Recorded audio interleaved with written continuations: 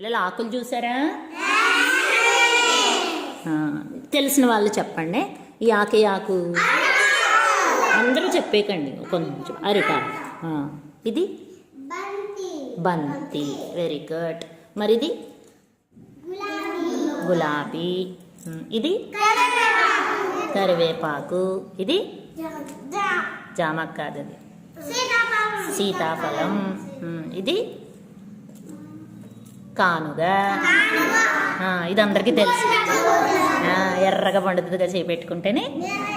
ఇది సన్నజాజి, ఇది మామిడి, ఇది రావాకు, అవునా, రావి చెట్టు, ఇది